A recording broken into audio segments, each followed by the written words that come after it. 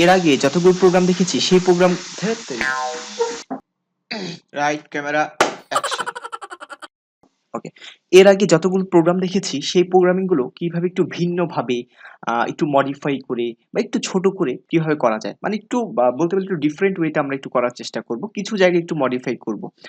এই মডিফাই গুলো কেন এই টিউটোরিয়ালটা কেন আপলোড করা? কারণ হচ্ছে আমাদের পরীক্ষায় যখন বিভিন্ন কোড আসবে তখন যদি একটু ঘুরিয়ে ফিরিয়ে ভিন্নভাবে দেওয়া হয় তখন আমাদের জন্য ঝামেলা হতে পারে যে এটা এখানে কেন হলো, কেন ওইটা হলো। তো ওই জিনিসগুলো যেন পরীক্ষায় আমরা সহজে ধরতে পারি বা আমরা জানতে পারি যে একটা সি প্রোগ্রামিং একটু ভিন্নভাবেও লেখা যায় বা একটু ভিন্নভাবেও করা যায়। এবং এর ফলে আমরা ভিন্নভাবে শিখবো, একই সাথে একটু শর্টকাট ওয়েতেও শিখবো। এই কারণে আজকে এই টিউটোরিয়ালটা আপলোড করা।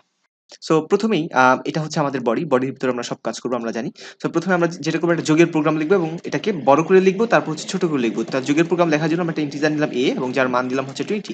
আরেকটা ইন্টিজার নিলাম যেটার নাম দিলাম হচ্ছে b এবং ভ্যালু দিলাম হচ্ছে 30। মানে হচ্ছে আমরা a এবং b দুটো হচ্ছে যোগ করব।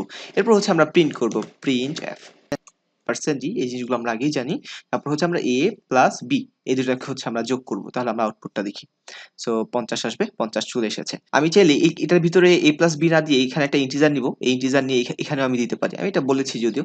এখানে একটা ইন্টিজার নিলাম যেটার নাম দিলাম টোটাল এবং সেখানে আমি এটা দিলাম যে a plus b। Okay, so এরপর আমি হচ্ছে আউটপুটটাই হচ্ছে টোটালের আছে। ওকে, সো এবার যদি আউটপুট দেখি তাহলে হবে। এই জিনিসটা আমি বারবার আগেও দেখেছি, তো এখানে নতুন কিছু নেই। আর এই টোটালটাকে যদি ছোট করতে চাই শুধু টিও দিতে পারি, তখন আবার এখানেও শুধু টি দিতে হবে। ওকে, এরপর আমরা রান করতে পারি। তো এটার মধ্যে কোনো নতুনত্ব নেই। তো এখন আমরা যে কাজটা করব সেটা একটু বলে নিই। সেটা হচ্ছে যে এই যে আমরা যে ইন্টিজার হচ্ছে দুইটা নিয়েছি, তাহলে দুইটা ইন্টিজার নেওয়ার দরকার নেই আমাদের। আমরা একটা ইন্টিজারই নিতে পারি। যেমন হচ্ছে এই যে বি, আমি সংখ্যাগুলো আগে কেটে দিচ্ছি। না, সংখ্যাগুলো কাটবো না। আচ্ছা, এগুলো নিচে রাখলাম, হ্যাঁ? জাস্ট আমরা ২ টা ইন্টিজার না নিয়ে আমরা একটা নেব। একটা হচ্ছে a, একটা কমা দিব, একটা b দিব। তাহলে একটা a ইন্টিজার নিলাম, আরেকটা হচ্ছে আমরা b ইন্টিজার নিলাম। আচ্ছা, এরপরে আমরা যেটা করব সেটা হচ্ছে শেষ করে দিলাম। আচ্ছা, তাহলে a সমান সমান কত? আমরা জানি a এর মান হচ্ছে ২০। তাহলে a এর মানটা আমরা ২০ লিখতে পারি। ২০ লিখলাম এবং b এর মান কত? b এর মান হচ্ছে আমরা জানি b এর মান হচ্ছে ৩০। সো আমরা এভাবেও করতে পারি। এটাকে একটু সাইড করে দিলাম। দেখতে সুন্দর দেখা যাবে এই কারণে। আ তো এরপর এগুলো আমরা কেটে দিলাম। তাহলে আমরা আগের প্রোগ্রামটি করলাম। আমরা ইন্টিজার a b ২ টা নিলাম, হ্যাঁ? আর এটাকে এভাবে যোগ করলাম। তো এখানে আমরা কি করব? a plus b। তাহলে a প্লাস b। তাহলে a প্লাস b কে আমরা যোগ করে দিব। এরপর আউটপুট দেখি আমাদের ৫০ আসে কিনা। এখানে সেমিকোলন দেওয়া হয়েছে কিন্তু এখানে সেমিকোলন দেওয়া হয়নি। তাহলে সেমিকোলন দিতে হবে। আচ্ছা, a b কে চাইলে এক লাইনের মধ্যেও রাখতে পারি, বাট সেমিকোলনটা দিয়ে রাখতে হবে। এরপর আমরা আউটপুট দেখি। আউটপুটে আমাদের ৫০ চলে এসেছে। আমরা সংখ্যাগুলো একটু চেঞ্জ করে দিই। দিয়ে লিখলাম ১০০০ এবং এখানে লিখব হচ্ছে ৯০০০। হ্যাঁ, এরপর আমরা আউটপুট দেখি ১০,০০০ আসে কিনা। ১০,০০০ চলে এসেছে। ওকে, সো আমরা এভাবেও করতে পারি যে ইন্টিজার একটা। এখন আমাদের ইন্টিজার যদি আরো বেশি হয়, যেমন হচ্ছে এখানে a প্লাস b না দিয়ে আমরা একটা কাজ করতে পারি। আমরা ওই যে এর আগে যেটা করেছি যে আরো একটা ইন্টিজার নিয়েছি। ইন্টিজার নিলাম, ওই ইন্টিজারের নাম দিলাম টোটাল। সো টোটাল মানে হচ্ছে a প্লাস b। তারপর সেমিকোলন দিলাম। এরপর আমরা রান। আচ্ছা, এখানে আমাদের টোটালটা ডিক্লেয়ার করে দিতে হবে। ওকে, সো এরপর আমাদের ১০,০০০ চলে এসেছে। তো আচ্ছা, টোটাল দিব না, আমি সবসময় ছোট করে করি যেহেতু ছোট করব। আচ্ছা, এই যে এখনো কিন্তু আমরা আরো একটা ইন্টিজার নিয়েছি, সো এই ইন্টিজারটাও আমাদের নেওয়ার দরকার নেই। আমরা একটা কাজ করি, এই ইন্টিজারটা না নিয়ে আমরা যেটা করব যে টি নামে একটা ইন্টিজার নিয়েছি না, তাহলে টি অথবা আমরা এটার নাম আগের মতো টোটাল বা সাম মানে যোগ, এই সাম। তাহলে তিনটে ইন্টিজার নিয়েছি, একটা হচ্ছে a, একটা b আর একটা হচ্ছে এখন নিলাম সাম। তাহলে এই তিনটে ইন্টিজার একটার ভিতরে আমি রেখে দিলাম।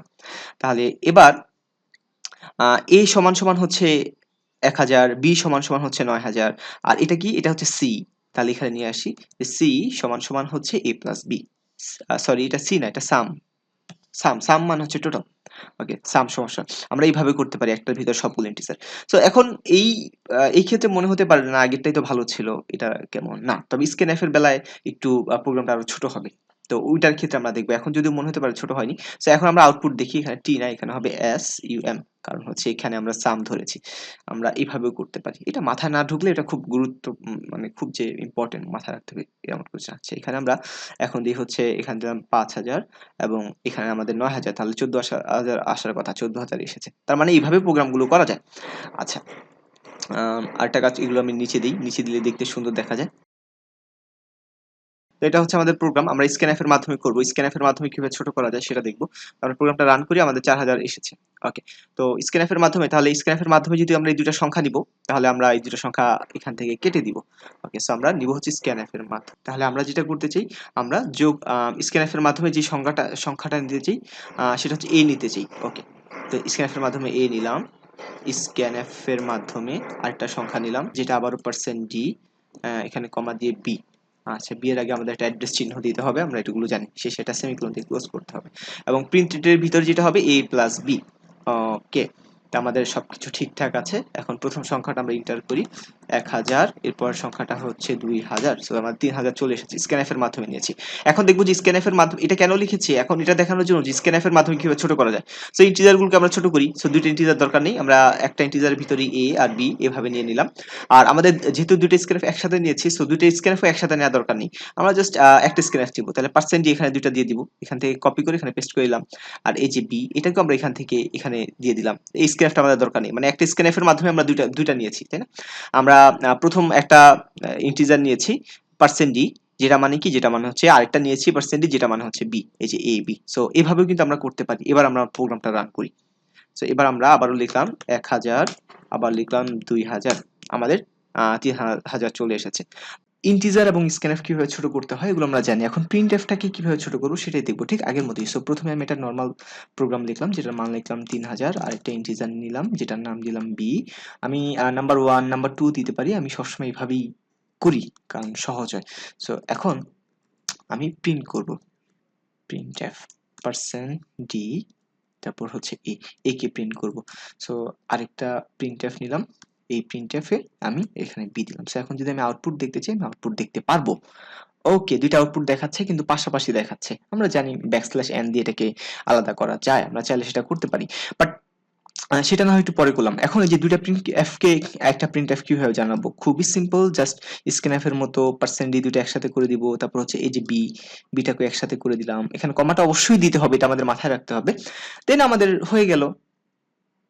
আবারও 3000 5000 একসাথে দেখাচ্ছে, তাই না। তাহলে আমরা এই যে এটা মানে হচ্ছে কত, এটা মানে হচ্ছে এ মানে কত 3000, সো আমরা এখানে একটা ব্যাকস্ল্যাশ তারপর এন দিব, দেন আমরা প্রোগ্রামটাকে রান করে দেই। ওকে, এখন আলাদা দেখাচ্ছে। এভাবে আমরা প্রিন্টএফটাকে ছোট করতে পারি, আর ইন্টিজারটাকে ছোট চাইলে করতে পারি। আরেকটা জিনিস বলে রাখি, যেমন আমি যদি এখানে কোনো সেন্টেন্স লিখতে চাই, যেমন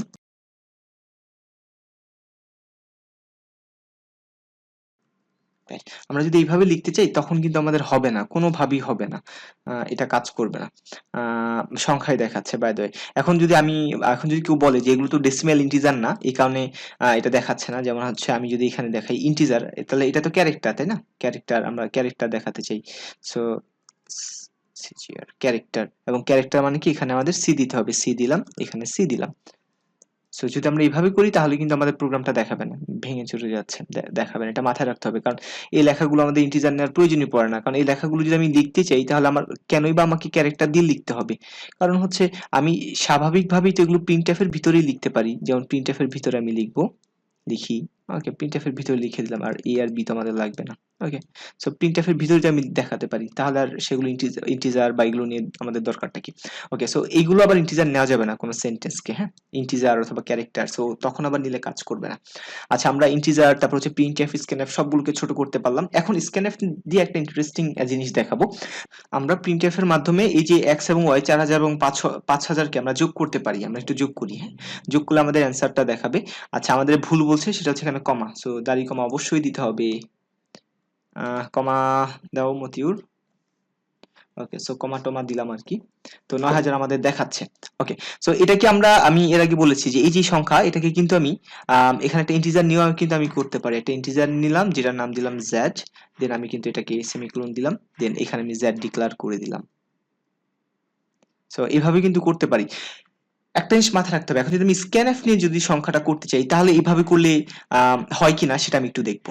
স্ক্যানএফ নিয়ে যদি করি, আচ্ছা আমি স্ক্যানএফ নিই,